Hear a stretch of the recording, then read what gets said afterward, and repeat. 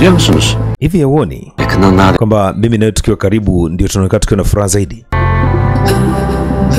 Binti alibaki na mshangaa mshikaji. Tan baby, yanlış. Mr. Tan, mimi nafikiri labda nisitofahamu tu. bakmayın ben Samahani, kelimeleri lakini sizungumzi mbali na ukweli ambao nauona. Kelimeleri mi? Ni maneno tu lakini. Benimle değil.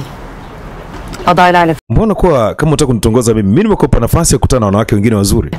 Ndio sababu mimi niko hapa pamoja na wewe, kukutanisha na watu. Anız var, lütfen unutmayın. Kwa hiyo kesho nakutana na mwanamke wa tatu. Usisahau hilo Tamam. Sawa? Haya, mwamba kwa unasoma mbaya. Kama kesho nakutana na mwanamke wa tatu, baridi, acha nikutane naye nione itakuwaje. Naomba kweli mzee. Sasa mshikaji ni kama ashaanza kutambua kama yeye akiwa pamoja na binti Istanbul kama ndo anaivana hivi, tofauti na huyo, tofauti na hao wengine ambao anamkutanisha nao, wana tabia za ajabu ajabu kidogo. Tunakuja hiyo siku sasa kuja kuweza kukutana. Haneden inmesine inanamıyorum. Yani mpaka nilikuwa siamini kama anakuja kukutana pamoja na CEO, mpaka nimesahau mioni yangu. Sahne düşüş. Aslında o bir düşüş değil. Kiuhalisia wala si jambo la tofauti, lakini Kurumsal hafızasını da alıp mtu kutoka miwani kusahau ni jambo la kawaida. Şey değil, bilinçaltını da okuyorsun. Inaonekana ni mtu mzuri sana kusoma vitabu bak menüde. Yani kweli ni kipaji changu kikubwa sana. Bile. Mimi mwenyewe basi ngoja nifanye hivyo. Çiçeği dolması. Niandae chakula. Nataka nilete lentils kidogo. Umechagua vizuri. Mimi hata sijui nahitaji kitu gani. Sio mboga za majani, sijui nyama choma. Siz bir adam değilsin aslında ya. Kwani wewe ni mgumu sana kufanya maamuzi Pek istiyorsun. Ila chagua chakula kizuri kwa wakati sahihi. Tamam. Sawa. O zaman ben de seninle aynı. Basi nitachagua chakula kama ulichochagua wewe. Beğeniyorsak kama tukipenda ua moja, pengine tunaweza kuwa na vitu vingi vya kufanya pamoja mbeleni, si ndio? Belki de.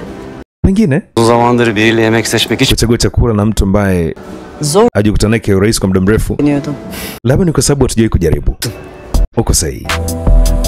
Haya, walau huyu binti mshikaji ni kama alianza kumuona kwamba wanapiga story kidogo ambazo zinaendana. Binti mstaarabu, anazungumza vizuri, kwa tabasamu nzuri. Lakini kitu ambacho nakuja kugundua, huyu binti ni kama nafsi yake imeanza kuuma anapoanza kumuona mshikaji anatengeneza mazoea namna hii, akichungulia namna ile anavyocheka na ule mdada mwingine. Shit. Mbona kama roho inamuuma? Wasichana wote mshikaji hajawahi kumaliza nao vizuri, lakini huyu mwanamke wa sasa hivi inavyoonekana kaiteka kweli akili ya jamaa. Na binti sasa anapotazama namna hii, kuna namna kama roho inamuuma hivi. Ndo anaondoka vile, unajua. Basi anabidi kuonesha tutabasamu kwa sababu ndo kazi yake. Alisema kwamba nitakutanisha na mwanamke ambaye utampenda, lakini ndani ya moyo wake mwenyewe binti anakosa amani.